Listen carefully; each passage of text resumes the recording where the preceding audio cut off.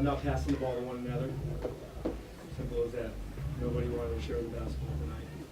And when you do that, you end up taking bad shots. When you take bad shots, you end up missing. Simple game. You pass it to your teammate. You pass it because the game tells you to. You guys understand that as well as anybody by following the game. If you don't pass to your teammates, you're not going to end up getting good shots. One-on-one players, there's not many in this league, and we don't have one on our team. You seem pretty frustrated, guys, because you used to that passing and sharing. You can talk about the offense. What about the defense? Yeah, defensively, same mistakes. Get beat backdoor, get beat offensive rebounds. You don't help the helper. When you don't do that, you hope that they miss. And when you hope that they miss, you're playing with fire. And how you play and how we play when we're at our best, we make them miss. And then we make that extra pass. It's fun to coach, it's fun to play, and it's fun to watch. Right now, we're not doing any of the above. Scott, this is the same team that earlier without John's getting praised for passing a lot, everybody getting involved. What changed? What do you see as different now? Just you saying that they're not enough passing. What specifically? Yeah, maybe they were listening to all the praise. You can't listen to the praise. You just got to do what you do. And that's passing the ball. We haven't passed in the last couple of weeks. You know, in John's games, we passed. We had 30 assists, and then last night we had a lot of assists. And it's not just because of him, but we're passing the ball. He played with us 2 out of the 3 games. It's not a divided team. It's a together team. But if we're going to talk about doing things, we got to do it with our action. We got to guard somebody. Perimeter defense is porous. It's embarrassing when you get beat by backdoors and after backdoors. But I got to do a better job, and I have to figure it out going into the playoffs. Who's going to be able to not make mistakes as many times as we do? And regardless of what they think they should play, they're not going to play. We got to start guarding somebody. And we got to start moving the basketball the way we're capable of doing it. If we're not going to do that, I'll find 5 guys to do that. I don't care how small we are or how big we are. He got frustrated. He didn't get the call. But you know, there's a handful of calls every game you don't get. Not just him, everybody. You watch NBA games, a lot of guys don't get the calls. You can't get frustrated enough to get thrown out of the game, especially when we're shorthanded. We talked after, he apologized, he feels bad, but we can't put ourselves in that position. He knows that he's been in this league long enough, and we cannot continue to put ourselves in those positions. We got to guard, and we got to pass, and we got to be together, and we're not doing that the next number of games. Last night was terrific. We got beat by one of the best players ever to play the game, but tonight that wasn't the case. What would you say to the team after the game? A lot of important things that they have to hear, and hopefully they internalize it and believe it consistently. We do it at times.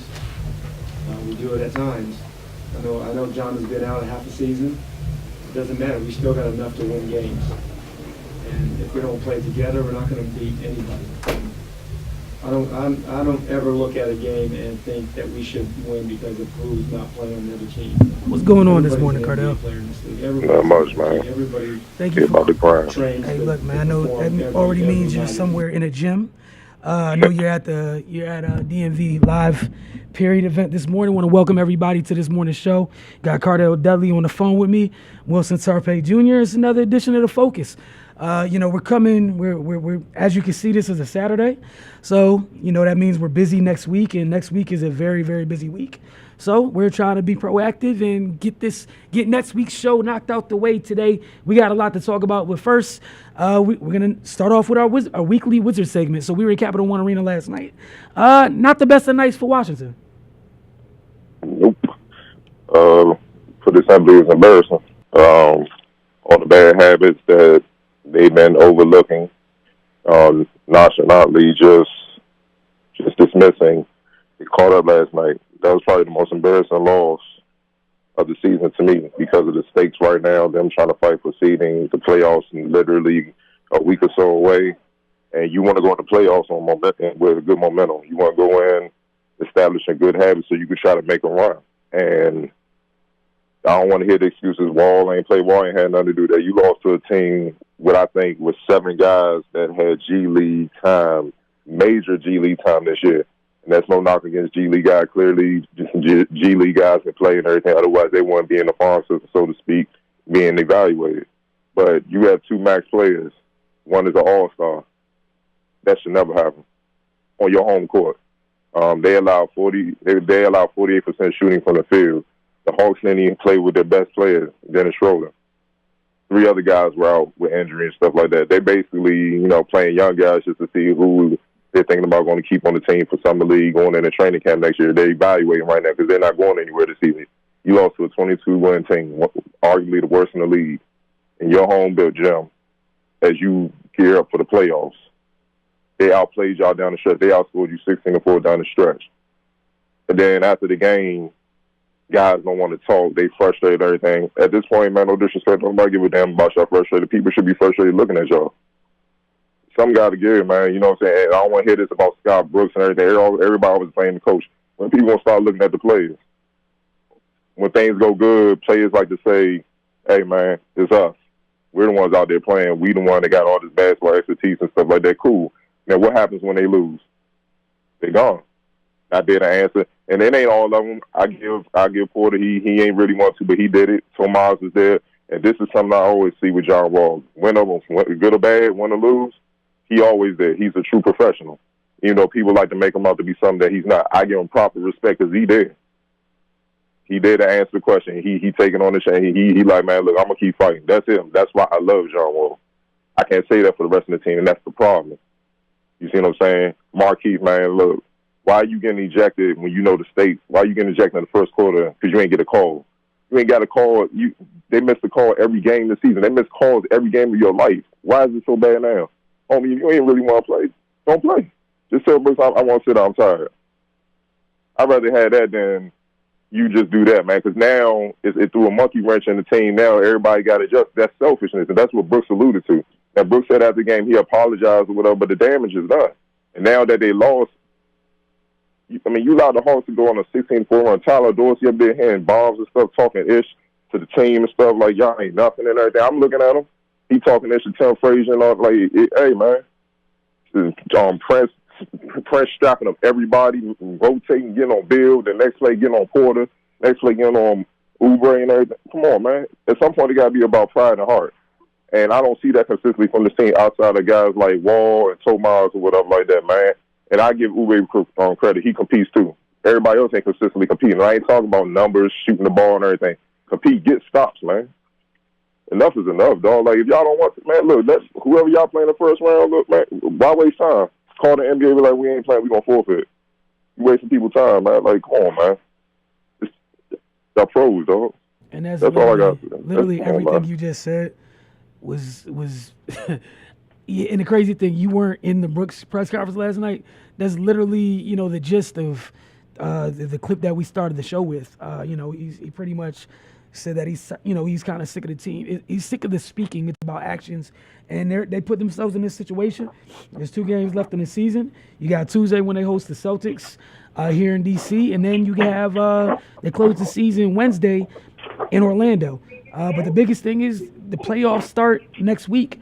We're going to find out what the team's made of because after all this is done, we're about to be done with 82 games. It's put up or shut up time, starting next Sunday. That's when the NBA playoffs officially start. As of right now, if nothing changes, they'll be playing the Raptors in the 1-8 matchup. And I know Wall and Bill have beat the Raptors in the past, so they look favorably, but the Raptors are deeper this year. So yeah, that bench is definitely better. That's not going to be an easy win. No. And that's not going. And right now, the Raptors should be favored. They earn home court. They hungry and stuff. And like how we talk about all the time. You can't just change bad habits in like a week or so. You can't. This been going on all season. And the one Achilles heel with the Wizards, offensively, they're gonna hang with anybody. We've seen that. Defense, man, and that's about pride and intensity. Always be paying attention to detail. You know what I'm saying? Just because you a guard and you see a big man going to the basket, don't mean you just stand there watching him dunk the ball. Get in the way. Try to get the strip or something. Just be a fact. You'd be surprised. They just might miss the layup. And then it's a good play. Then you going the other way. Or force a bad pass. But, yeah, that just being active changes so much. Totally agree with you. And that's all. And that's all the Hawks did was scrap. I don't see no sense of urgency coming into the game. Everybody, you can look at dudes' faces, man. Some dudes look like they're ready to play. They got a serious look on their face. Other dudes looking like man, it's all good, baby. This gonna be an easy win, man. It's all good, man. We played the Cavs tough last night, hard loss, but they come to Hawks, man. They trash. We gonna get them up out of there. But the boys from the G League, like, they auditioning for a job. They hungry, and they play hungry. That's the one thing that was very noticeable very early on. Was one team was playing with a hunger that the other team couldn't really match. And my point is with the Wizards, why aren't you playing with the same hunger? What have you accomplished? I don't know. That's been one of the biggest questions all year, man. We've talked about that a lot, and that's just one of those things where it just doesn't make any sense. And the biggest thing that stood out to me from what Scott Brooks said, before he closed the press conference, was he doesn't care what the lineups look like, essentially, but he wants 5 guys out there that are going to compete. That's essentially what he said. Again, I'm paraphrasing, but it seems like he's reached his boiling point as well, to which I don't blame him. It was an unacceptable loss last night. The way that it happened, and especially with the ball sticking, there's no reason for that. Like, it's as he said, it's too late in the season for this.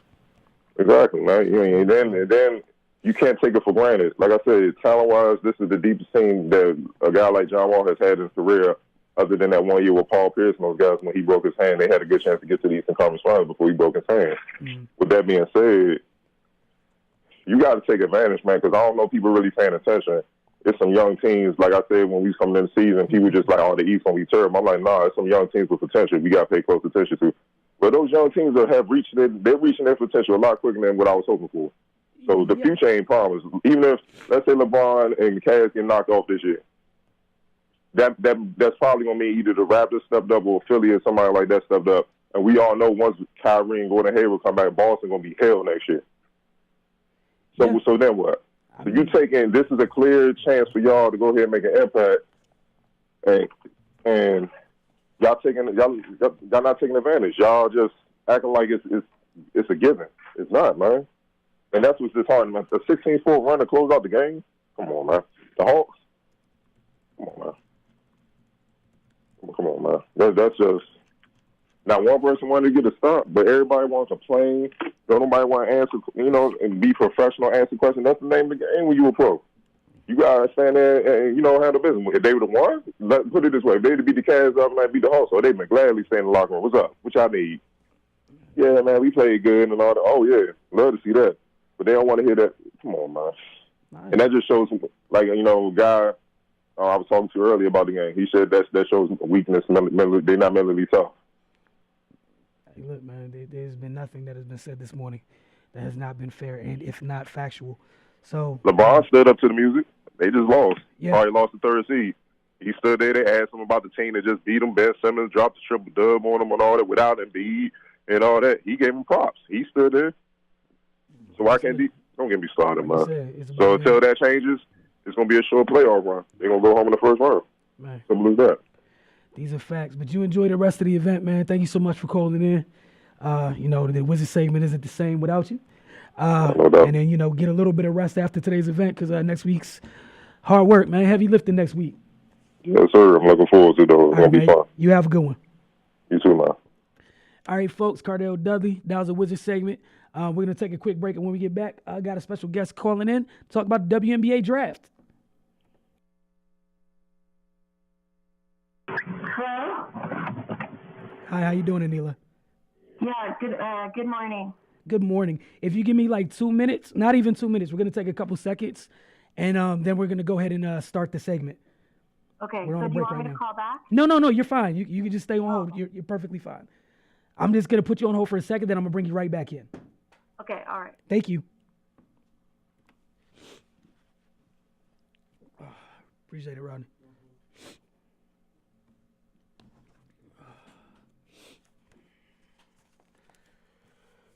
Man, I'm that dark, bruh.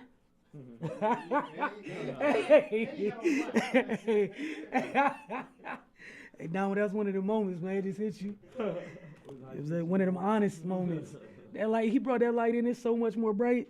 Oh my goodness. All right.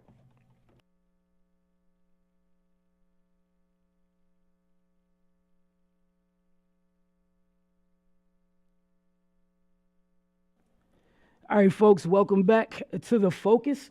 Want to say we are happily joined by Miss Aneela Khan. Thank you so much for calling in this morning. I know it was on short notice. We're so happy to have you join us. It's a pleasure. Thank you for having me. So the WNBA Draft is coming up this week. We're big followers of the league, as are you with your blog, wbasketballblog.wordpress.com, which is a wealth of great information there, and I hope everybody just check out the graphic on screen, take a visit, and give her a follow on Twitter. So it's a big week coming up for the league. A lot of people are in love with just maybe the top 4 players in the draft where almost everybody's in agreement. Maybe not the order that they go in, but, the consensus is pretty much the same. So I'm going to ask you about those top 4 players being A'ja Wilson, Kelsey Mitchell, Diamond DeShields, and then something I don't think too many people expected was after the UConn loss, a few days later, Azurá Stevens decided that she's going to join the NBA and leave a year early. Mm-hmm. Okay, well, to start off, A'ja Wilson is the game changer for the Las Vegas Aces. I think the Las Vegas Aces are getting a future franchise player, and because they're such a new franchise, this player is going to do really well for them. And I think what's so great about A'ja Wilson is her ability to affect both ends of the floor. And I think Bill Laimbeer, the head coach, is going to be thrilled to have her. As for the second player that most people think will be picked by the Indiana Fever is Kelsey Mitchell out of Ohio State. Her ability to score the basketball is so underrated, and I think the Indiana Fever really need someone new to step up after Tamika Catchings retired 2 years ago. So as of right now, she's a perfect fit for that team. And I think a lot of people are going to be excited to see Kelsey Mitchell because of her ability, not only just her ability to score, but her ability to be a presence. And a lot of Fever fans are very lucky indeed to have her. And then the next one was, I believe, Diamond DeShields. Now this is for the Chicago Sky. Now the Sky are very intent on having her, but the thing about Diamond DeShields is that she's such a talented player, and her ability to be one of the top multifaceted players is what makes her go so high, despite the fact that she left college early on a very kind of sour note. And now that the fact that she's playing overseas is going to help her, I think, in the WNBA. And a lot of people have questions about her, like, is she going to be good? Is she going to come out? Like, is her intangibles just as good as her tangibles? So that'll be interesting. And the next one is Azurá Stevens from Connecticut, which a lot of people did not think she would be draft eligible this year. A lot of people thought she was going to come into 2019 draft, which is also, by the way, a very good draft. So Azurá Stevens is a very high prospect. If it were up to me, I would have drafted her second after A'ja Wilson because I just think she has the ability to be really good. Now, I don't know if it's going to be up to her, basically, if she can do this, but she can shoot outside and inside, and she's 6'6". So to have somebody like that, like along the lines of Washington Mystic star Della Dawn, Candace Parker, you need like those kind of players, and she could be one of those players. So whichever team gets her, and if she develops properly and along the way, she could be really, really good, and she could be possibly contending for the Rookie of the Year award. Right. So those are the top 4. Right, and I love what you said about all these players, especially with Azurá. That's a special talent to have. The league's so balanced; they require a lot of their bigs to be balanced, and she already thrives in that role. When you brought up A'ja Wilson, one of the things I'm looking forward to with Las Vegas, formerly the San Antonio Stars, they have such it's a plethora of guards on that roster, which she gets to that could be the final piece for them. There's Kelsey Plum there, there's Mariah Jefferson, you still have Kayla McBride. In Chicago, with Kelsey Mitchell, Diamond DeShields, if those are the picks, that puts you in a place. I think they went big last year, possibly go guard this year. that puts Chicago in a really good place after losing Elena Deladon. That's not a bad way to re-up. Looking at some of the rest of the first round and being in DC, have to ask. A lot of folks are interested in what Coach Thibault is going to do. The Mystics really thrive offensively, but we know we don't know what's going on at guard. Taylor went down last year. Ivory Lotta was not retained. Of course, I'm going to forget her name right now. And it's Christy Tolliver. As great as she is, don't know how many more years she has left. So do they have to go guard in round one, or will you just kind of go best player available? Say if Gabby Williams is sitting right there, do you skip over her because you feel you need a guard if you're the Mystics? Well, if I were the Mystics and Gabby Williams was still available, I would take her. And if she's not available and Victoria Vivians is who the Mystics are projected to draft, not only because of her guard skills, but her ability to be really great with the Washington Mystics, and also the Washington Mystics know Vivian's game really well because Mike Tebow's daughter, Carly Tebow, is the assistant coach for the Mississippi State women's basketball team.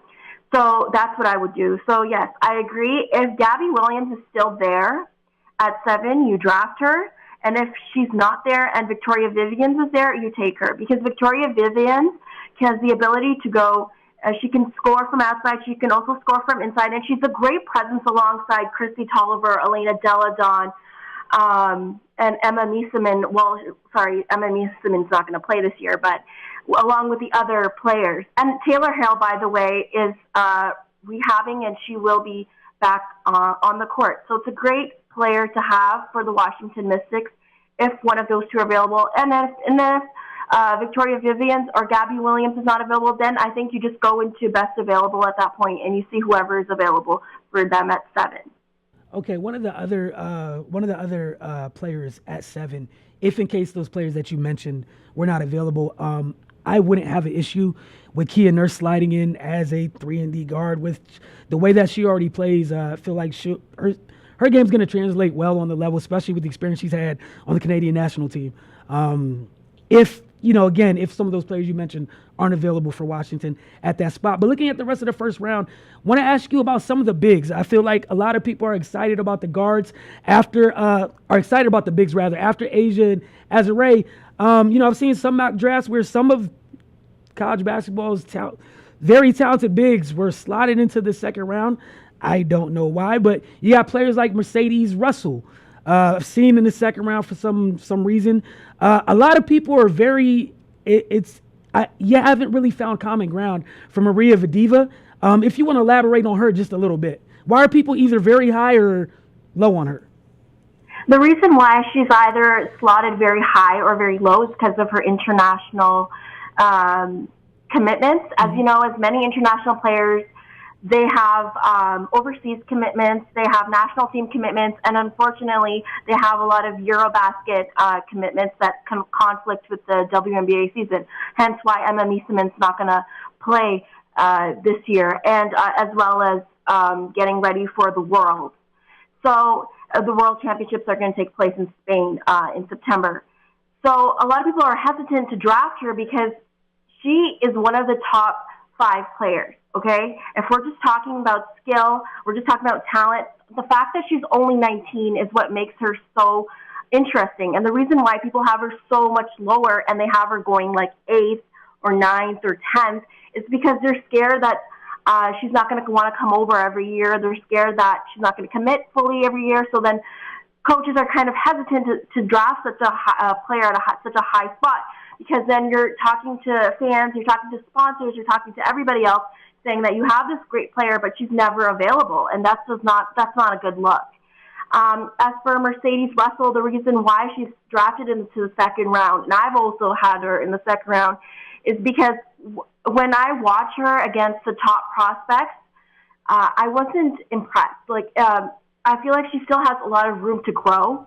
I feel like even though she was the number 1 pick coming out of the ESPN Hoops girls like about 4 or 5 years ago, I just don't think she is fully developed to that point where she's a first-round pick and is overtaking spots from other players such as Monique Billings or other various bigs. So that's why I have her in the second round. I feel like she still can develop. She can still get better. And I think she still needs a little bit more work and more polish to be in the first round. And that's why I think, at least for me, I had her as well in the second round. And that's why you're kind of seeing like scattered places of her placement.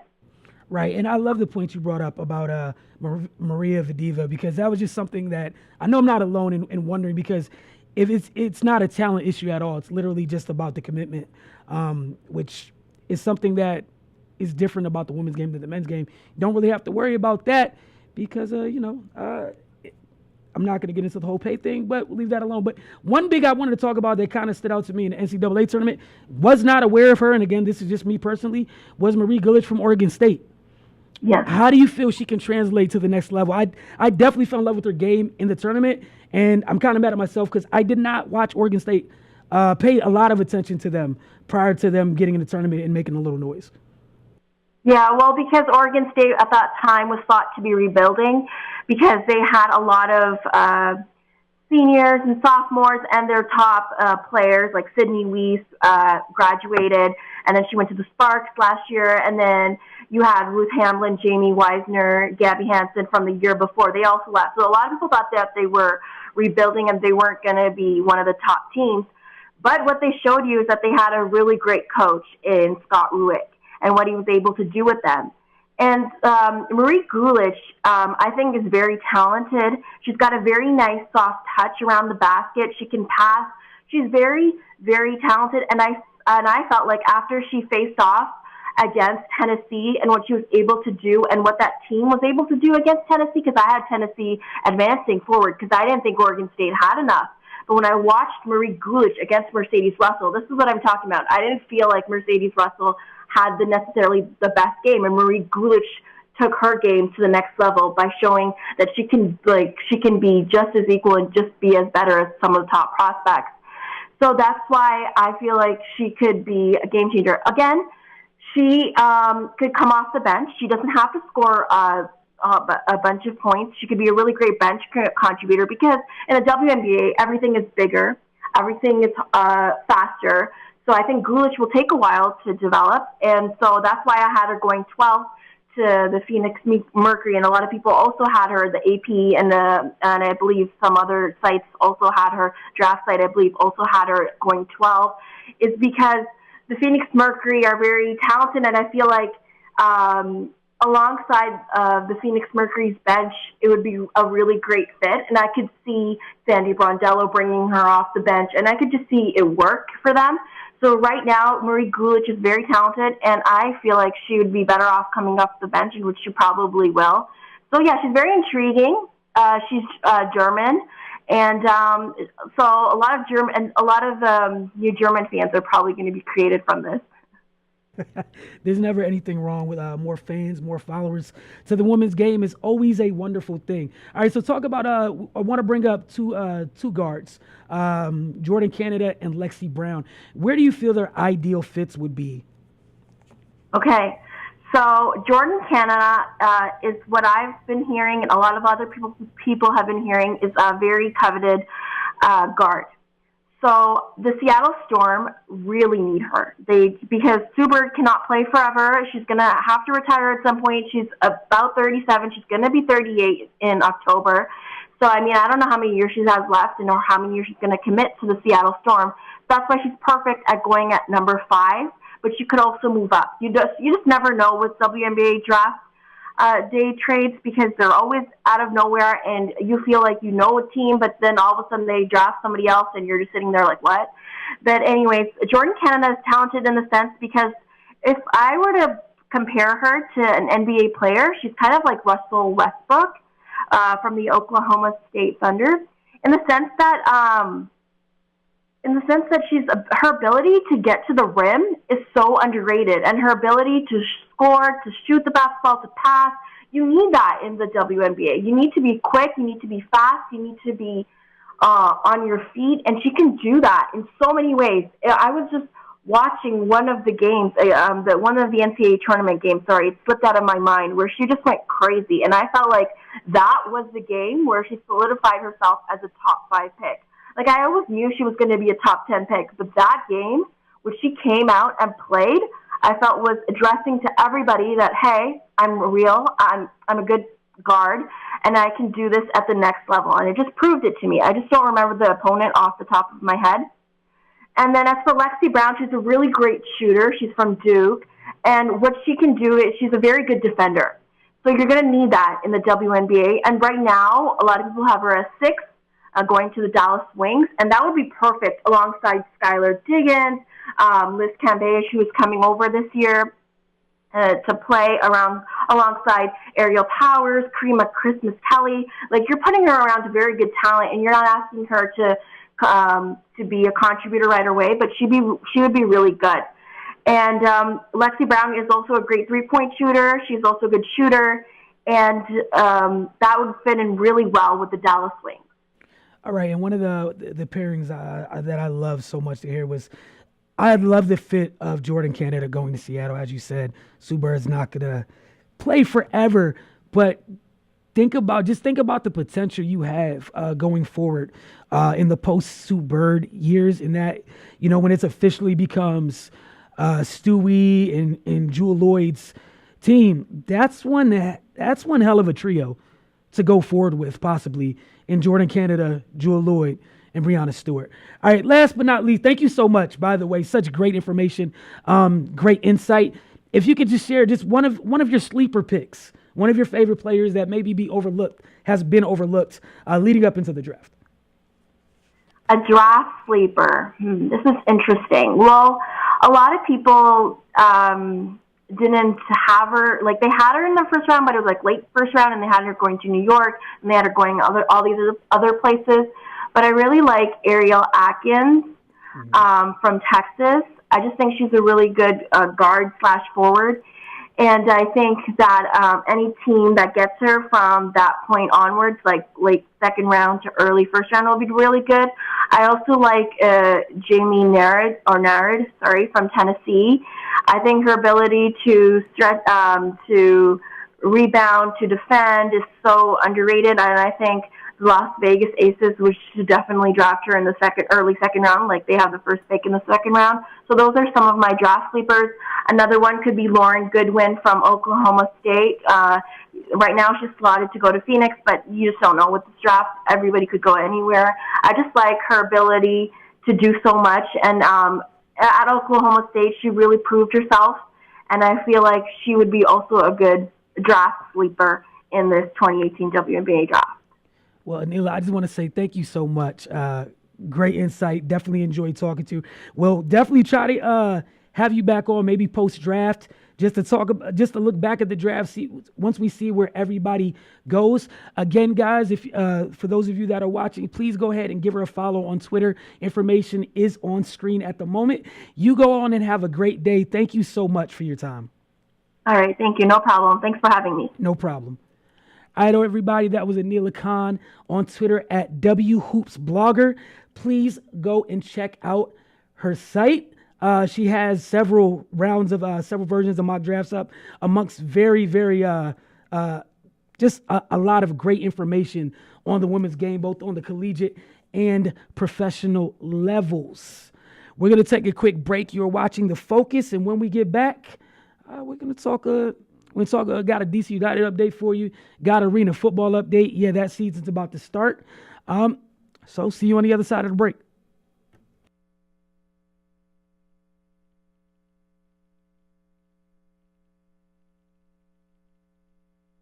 First off, Coach, this year 2. How's camp been this year? Yeah, camp's been great. Any noticeable differences? Yeah, well, we got a lot of new players. It's been great, very competitive. We got a good blend of some quality veterans, good leaders, and a good blend of young players. So we're excited. All right, do you feel, I know it's been a 2-week period of camp, you feel like you and your staff been able to get everything in you wanted to so far? Yeah, it's been good. We just kind of right down. Today's our last day, so we hit everything we needed to hit.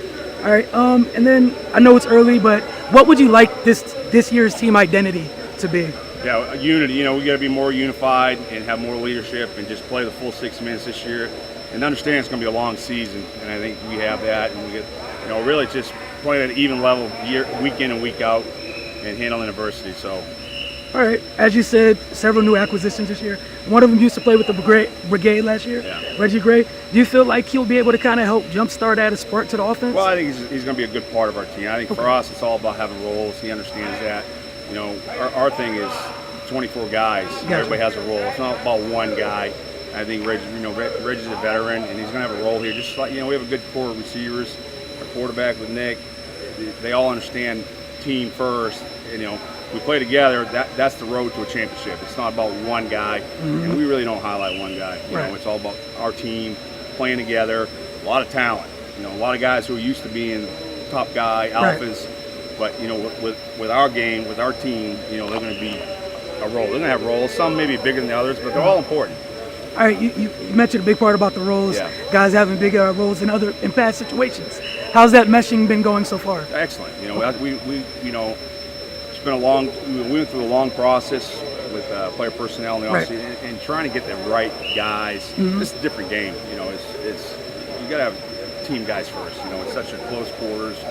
You're around each other all the time. We have a short staff, short roster.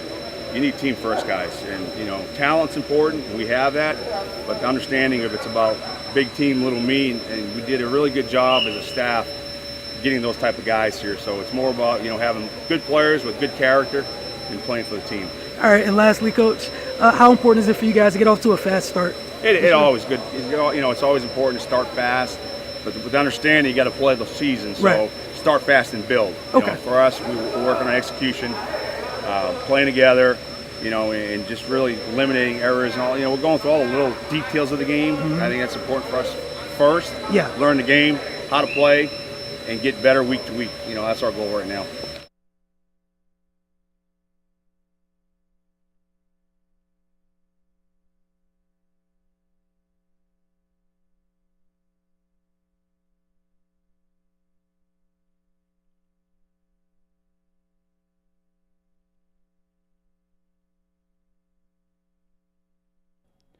Welcome back, everybody. So as you can see, had a great conversation. I want to say yesterday. I'm already losing track of my days. We've been kind of busy. But I had a great conversation with the head coach of the Washington Valor. Their season starts. It officially starts this upcoming Friday. They will be taking on the Baltimore Brigade. That game will be played at Royal Farms Arena in Baltimore. The following week will be their home opener, where they host Albany. Someone you need to follow if you are an AFL fan, in addition to tuning in every week, our guy Mike Webb. He's on Twitter at Mike Sinatra. Next show, I'll go ahead and make sure we have his Twitter handle up for you guys to visually see, and then it's easier for you to go follow. He's going to be pretty much our beat reporter for the Washington Valor. I'll be helping out a little bit, but that's primarily his show. He's a big-time AFL fan, has a wealth of knowledge. I know a little bit, but he's really, he's on it and on a whole different level that I just have to sit back and respect. So yesterday was the last day of training camp for the Valor.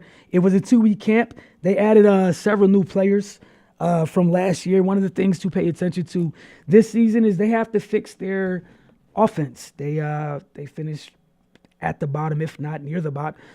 Pretty much they finished last offensively last year. They had a hard time putting points on the board. More often than not, they were playing from behind. They went out and got a very established quarterback, AFL champion and former MVP. So, he gets a chance to come here and, work his magic. One of the biggest things I took from Coach was talking about in year 2, just being more of a team and having roles. And, that we talk about that no matter the sport, how important that is. And, the teams that do best are the teams with clear and defined roles where no one's worried about who's doing what. Just that, the team is succeeding, and that's literally all that matters. All right, so talk about another local team. Moving on to soccer, going to switch gears just a little bit. DC United, they're currently 10th in the East after 5 matches. They're 0-3-2. That means they have yet to win their first game of the season. Still very early. It's an extremely long year in the MLS.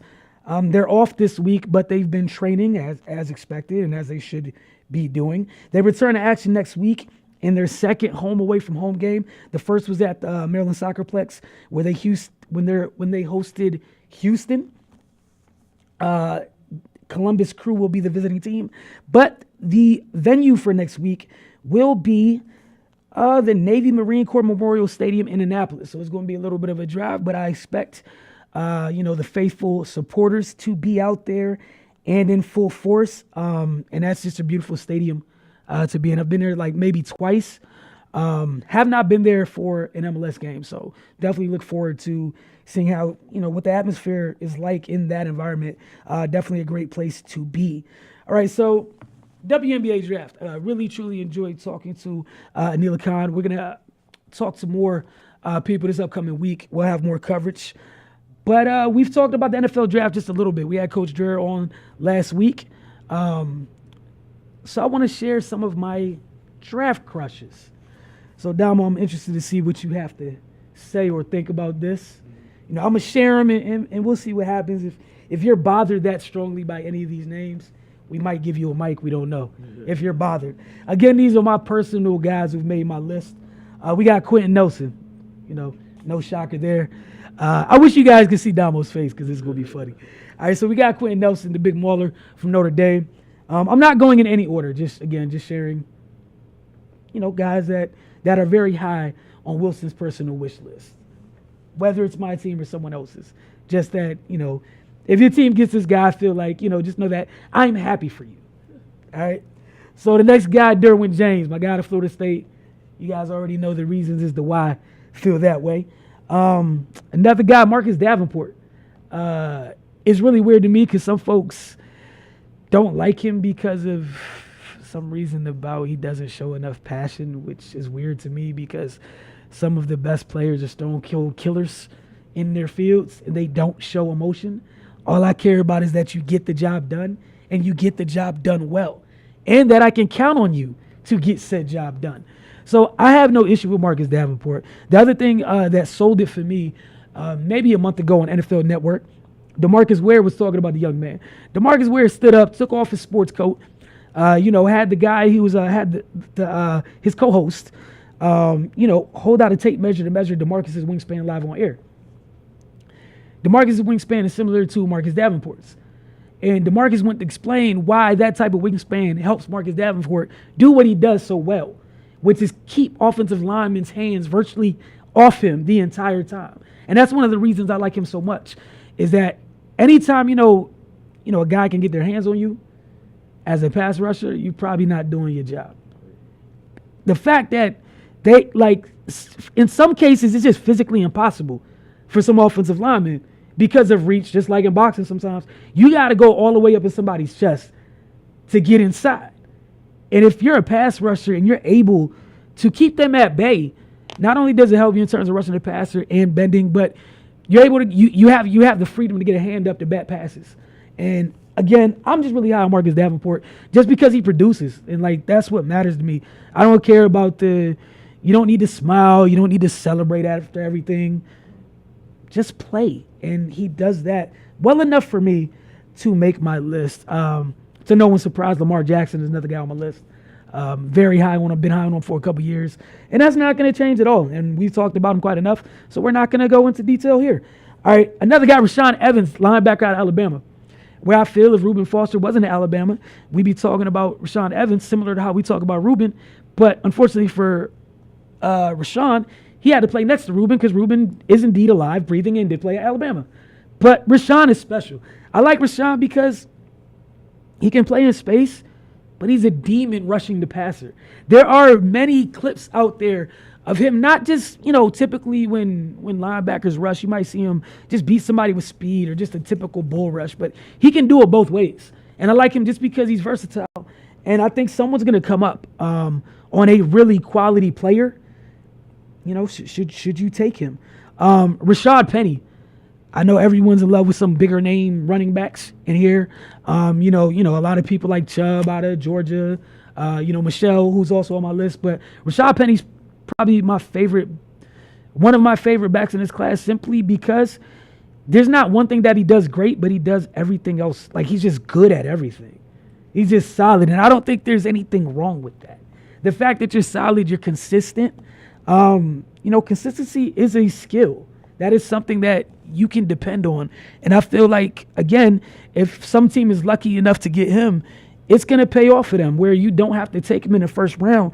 But similar to, again, I'm not saying he's Alvin Kamara or Kareem Hunt, but similar to the type of production that, if you look at where they were drafted in third or fourth round, I'm saying if you get Penny, third, fourth, if he's there, you came up. That's all I'm saying. The type of value, from a value standpoint, you definitely came up.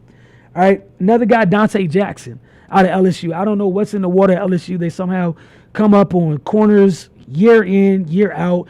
I know there's that big argument about who's DBU. I don't really care about that. He's an athletic freak. He's a little bit under 6 feet. Just really, really explosive. Obviously, when you're that gifted, sometimes your technique isn't up to par. So he has a little room to grow there. But I truly feel like if someone can get their hands on him, and coaches get paid too. So if you can get your hands on him, bring him in, you can turn this kid loose. You might have something. Another guy from Florida State's defense, they've been pumping out defensive linemen over the past few years. We got DeMarcus Nandi. I think that's one of those guys where it's a great value pick later, and he may be somebody who's an overachiever. Again, depending on where he's picked. Will Hernandez. I like him just because he's an offensive lineman. He's just nasty. And that's what you want. You want somebody up front that he's the type of dude where not only is he going to have an issue with you trying to beat him, if you touch his quarterback, like, sometimes quarterbacks get hit and nobody really, steps up to help the quarterback up. Like, I feel like Will Hernandez is a guy that not only takes it personal that you beat one of his partners, but that you hit his quarterback. Like, I like that, and I think that's the type of guy, if you get him in the second round, or even if you take him late first, that's a starter for many years, and that type of tenacity. He's going to be a guy that people don't want to deal with on an offensive line, and that's the type of guy I would want, paving the way for my running back and protecting my quarterback. Somebody that nobody wants a part of. All right. So another guy, going to move on to Colorado's Isaiah Oliver. I found out about him last year when I started doing a little bit of research on the Keller Witherspoon, because again, I try to do my best to be honest. I heard of Keller Witherspoon, had some people tell me about him. I didn't pay him too much attention. So obviously after the Niners drafted him, then I tried to do a little bit more homework.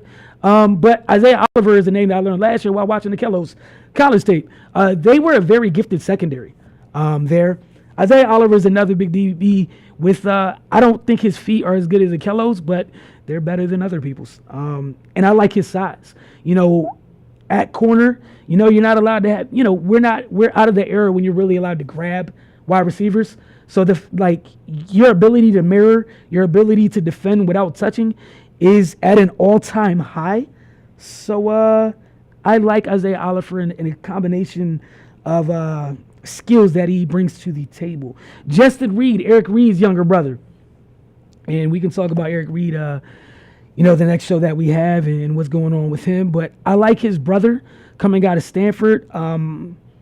He's versatile like his older brother. I think he does a few things better than his older brother. He's not as big as his older brother yet, but I do think that's another great value guy. Again, Sony Michel, we already talked about that. I think everybody knows how I feel about Sony Michel. Equinemius St. Brown, one heck of a name. I like his name, but also he's one of those guys where if he played with a better quarterback, everybody would know who he is. And it's not his fault as a receiver. We've seen this many times on a collegiate level where sometimes receivers get overlooked because the offenses that they play in, or sometimes because the guy throwing the ball is not up to par. In this case, it's the guy throwing the ball was not up to par, and Equinemius was vastly underused during his time at Notre Dame. But if you look hard enough, there are instances and proof that he can get it done. I know I was talking about good feet just a couple minutes ago. This is a really big guy. He has the feet of a dancer. Very, very graceful at 6'5", and he's not like 230, anything like 6'5", 205, 210. Really graceful. Again, if you can get your hands on him, I think that would be a fun guy And it's not that he's soft at, in 50-50 situations. He's just not 6'5", 225. He's 6'5", 205, 6'5", 210. Ran a 4.42 at the combine. He can move, but what I love the most are his feet. If you got good feet as a big guy, you're going to end up, you put yourself in a good position to succeed at the next level. Another guy, Florida State guy, Josh Sweat. I know a lot of injuries plagued him during his career, but I think that's another guy where, when he's right, he's a freak of nature. Can't go wrong there. Deshaun Elliott, safety at Texas. They produced pretty quality safeties. All right, they do that there. Again, not getting to the whole DBU thing again, but as a very solid player. And we were talking a couple weeks ago, safeties, they should be a premium in this league right now. We see a lot of packages, a lot of sub packages, but sometimes some teams really do play with 3 safeties on the field, or at least have 3 safeties in their regular rotation. And this is one of my truly, truly favorite guys, Hercules Mataafa. Rolling ball of knives. He played inside in college. A lot of folks are either high on him or stupid low in projecting him to play outside. But my thing is, if you can play inside at 250 and win routinely, you should be I feel like it's not too difficult to imagine him beating people outside, considering he was doing it inside with an insanely quick first step and solid hand game. And now to, my last couple guys. Deontay Burnett, wide receiver out of USC. He just stays open, man. Dude's a separator. Those are the type of guys where, you might overlook him because of size or, he didn't run the blazing 40. If you stay open, isn't that the name of the game? That's a trait, right? I heard that it helps move the ball if you can get open. Just a rumor. And then last but not least, another Florida State guy, Auden Tate. I know a lot of people they either like him or they hate him. I'm a guy where I feel like if I wouldn't take him in the first 3 rounds, unless you had an extra pick in the 3rd round, then you could take a flyer to make sure that he's doesn't get taken by the 4th. But he's a big guy. He plays big because there's a lot of big guys that sometimes don't know how to use their body and their size and that catch radius. He's a big guy, decent route runner. I know he doesn't have great deep speed in terms of, you check his 40 time, anything like that. But again, this conversation I've had routinely with people in my life.